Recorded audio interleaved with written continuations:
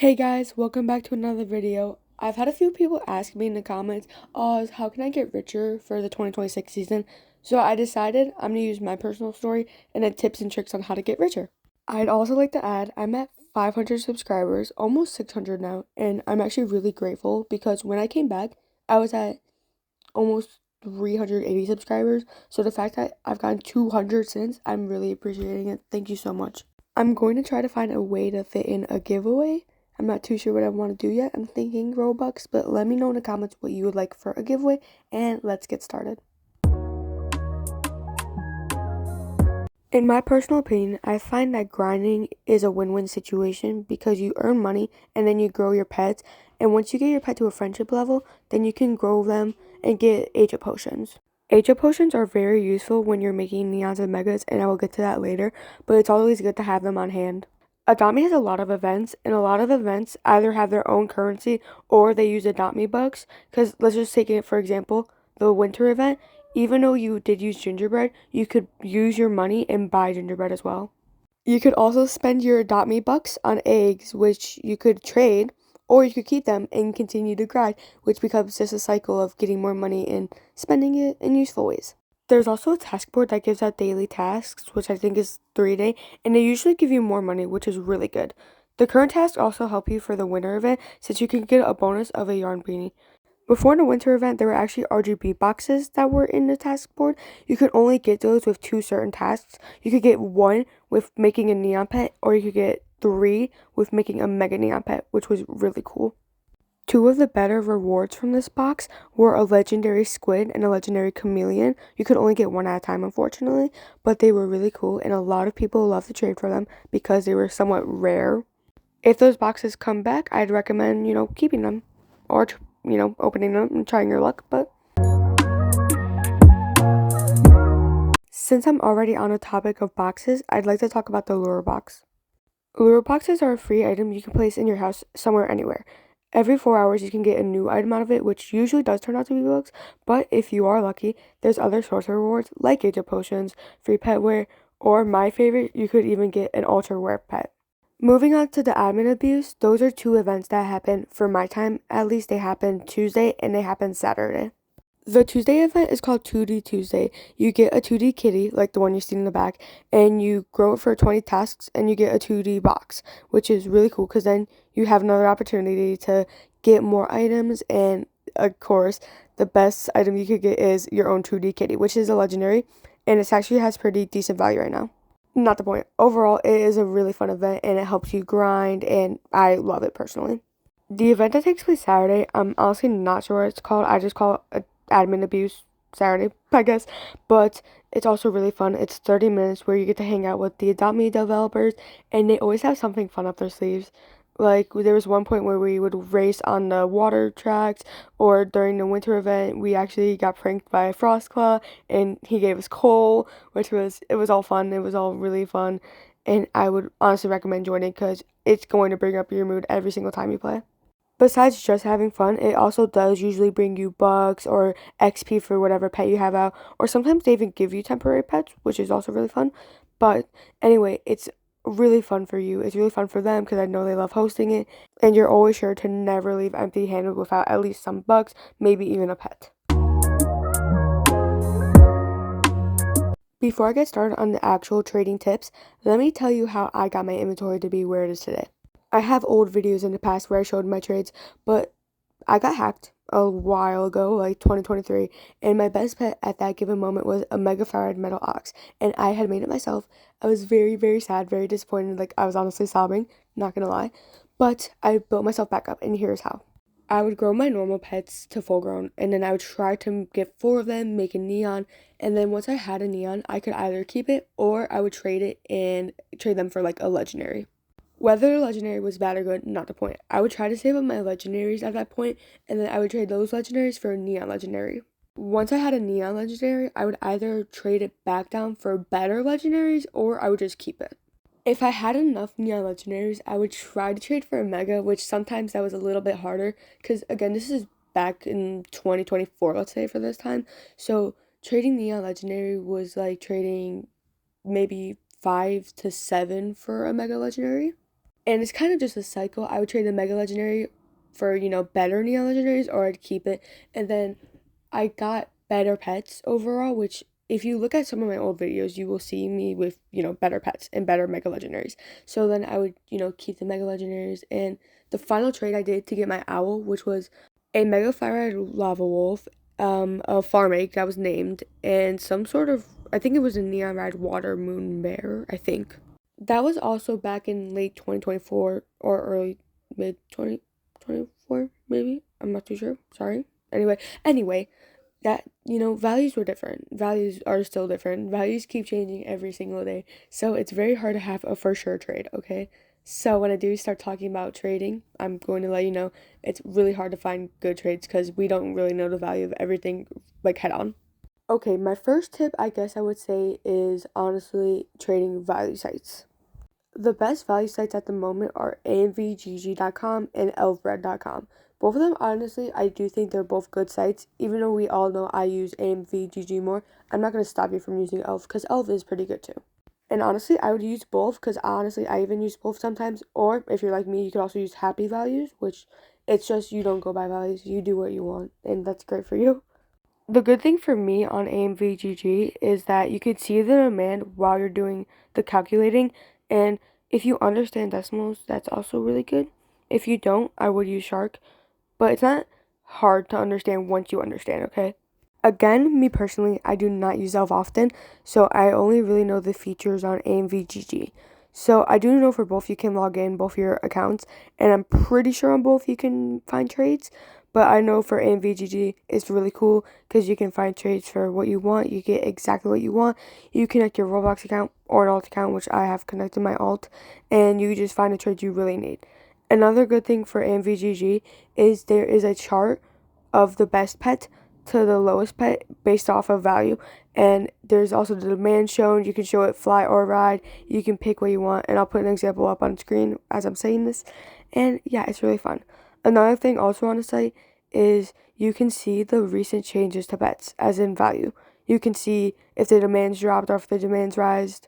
Overall, I do think AMVGD is really good to use, and I will recommend also using ELF because they do work hand in hand at points, and it's always good to double check for either trade, whichever one you prefer. Another site/app I recommend is Tradery. It's really easy to use. You log in, you list a pet you're trying to trade, and then you just wait for offers. You can also trade for other players' pets, which is really fun. Moving on from sites and apps themselves, I'd also like to add a point on demand itself because demand is when the want of a pet keeps going up, and it's good for Dami, honestly. So I can give an example of some really demanded pets. There's some like the Cabot, which a lot of people love, and it kind of also does depend on the situation. So let's also take, for example, the winter event. When people found out that Mrs. Whisker Pips was coming out, a lot of people really wanted Mr. Whisker Pips. So Cabot, Mr. Whisker Pips. For a Halloween event, maybe people would see bat dragon surging up, or they'd see just bats, or what was the oldest? Like Phantom Dragon that could have gone up. Yeah. I also know that Cryptid that came out during this Halloween event, and a lot of people still love it. Its value recently went up. This leads me to two different types of players. There's value players, and then there's demand players, or maybe even three, because I'm honestly don't really care. So if you are someone who plays or who trades for values, you basically want the better value pets, and that's good for them. But the thing is, they're more likely to take lower demanded pets in turn of it having higher value. But if you're a demand player, you don't really care for the value as much as you care for the want and need of it. A lot of players who are demand wise, they'll take underpays if the pet itself is really wanted, because then those pets get overpays. It's a whole cycle. One last point I will make on trading is if you're not willing to take underpays, then you should start doing that. You should start being willing to take underpays because not every trade needs to have them overpaying by a lot. Me personally, I don't also always like underpays, but I do like fair trades. I know it's very hard to come by fair trades nowadays, I guess, technically, because a lot of people are willing to overpay and some people want overpays, like big overpays, but be okay with taking underpays. I'm telling you right now, just be okay with taking underpays. Not every trade needs to be an overpay. But at the same time, though, try looking for fair trades. Yeah, trading definitely is a little bit intricate. It's definitely a little bit, it's hard to navigate at first, but I'm telling you, once you get it, you understand it. You will totally get it. I feel like for me, I've seen a lot more people wanting neons and megas more recently, but that's not a bad thing at all. So I understand it's somewhat harder to make neons and megas, but once it depends the age, because I know the tasks are different, and I know that you can also use age up potions, and I understand it's somewhat difficult, but I'm telling you, once you make a mega, it's so much better for you. A lot of people will trade for megas regardless of if it's common or if it's legendary, because megas are really wanted right now. I'm not too sure why, and that's great for them. So yeah, and megas themselves, they do definitely tie with like demand and trading altogether, because you will get better trades the better mega, and a lot of people just like megas. So I would definitely try to get a bunch of demanded pets to make mega, because a lot of people will definitely trade for that, and overpays definitely exist, and I'm sure a lot of people would love to overpay for a mega they truly want. Kind of the same situation with neons, because once you make a neon pet, a lot of people love to have four of a set, because then they want to make their own mega. And a lot of people do that. A lot of people are mega grinders or mega collectors, and there's a lot of neon grinders or neon collectors. So it's honestly just a win-win for you if you do that. So me personally, I know Adopt Me has a lot of different options of what you can buy if you have Robux. I even know that Adopt Me has their own subscription where you can pay money per month to, get, monthly subscription, you can get pets, blah blah blah. Some of them are very useful to buy, some of them are not the greatest. For example, Hippogriff. It's a really cool legendary, except it costs 600 Robux. And that's not that bad, except the value isn't worth as much as you would think it'd be worth for a 600 valued Robux pet. I think if you have Robux that you would like to spend on Adopt Me, you should either save them until Adopt Me's next event where they come out with more pets, or I would spend them on a ride potion or a fly potion. Ride and fly potions are the most demanded items in Adopt Me, if you ask me. Ride potion is worth about 1 to 2 legendaries, and fly potion is worth about 2 to 3. A lot of people will take overpays, and a lot of people will take underpays. It's a whole range. So I would definitely interest you in buying a ride potion, specifically a ride potion, because ride potions are cheaper than fly potions. Ride potions are also more likely to grow your inventory than a fly potion is. Again, a fly potion is good. I would recommend, buying fly potions. But at the same time, though, a lot of people trade for ride potions because ride potions really wanted, it's the cheaper one, and a lot of people ride their pets more than they fly them. So, in my opinion, I would definitely recommend you buying the ride potion compared to buying the fly potion. But that is not to stop you from buying the fly potion. One day I'll definitely make a video comparing the two, but for now, I'm telling you, you should probably buy a ride potion. Unless you actively see someone who is looking for a fly potion and you have the Robux for it, just look at their offer first and then see if you want to buy a fly potion. For now, stick with maybe buying ride potions. Moving on from those, there's also such items like the trading stands, or there's pets even. And I know that the trading stand is definitely loved a lot. I don't have one, but I know a lot of people use them because every time I go to a trading server, it's filled to the brim with them.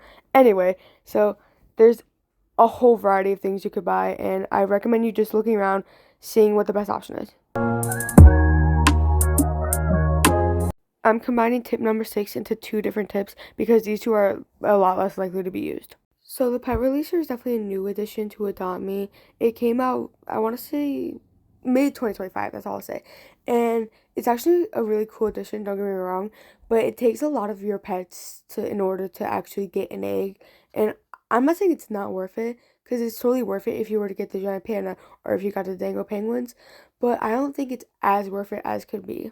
In order to get more points to get a basic egg or to get a crystal egg, your pet would have to be neon, or it'd have to be fly, or it'd have to be rat, or it'd have to be mega, or it'd have to be full grown. Like, there's a lot to it to get more points. And it'd be one thing if you were to put in one of your decent pets and get enough points to get a crystal egg, but sometimes it takes a lot of your pets. It could take like 10 pets even just to get a basic egg.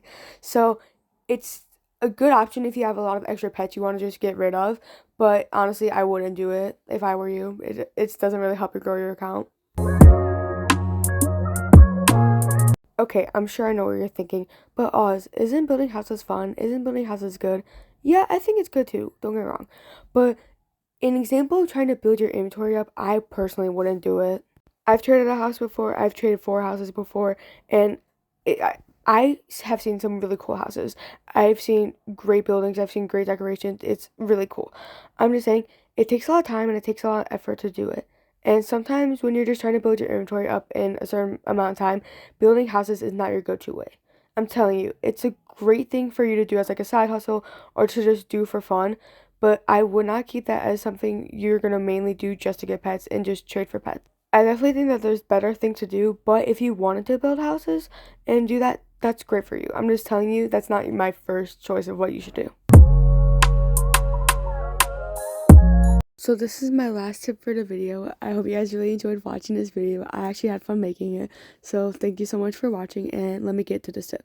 So when I say pets are leaving games, let's just talk about the winter event, for example.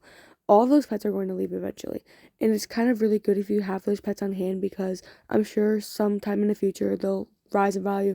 Maybe some will drop, but for the main part, some will rise in value. And especially when winter event comes for 2026, I'm sure a lot of the pets are going to rise back in value a little bit, or rise back in demand, because some players are gonna want, the old pets in case they missed out. Another example of pets that leave are the eggs in the gumball machine.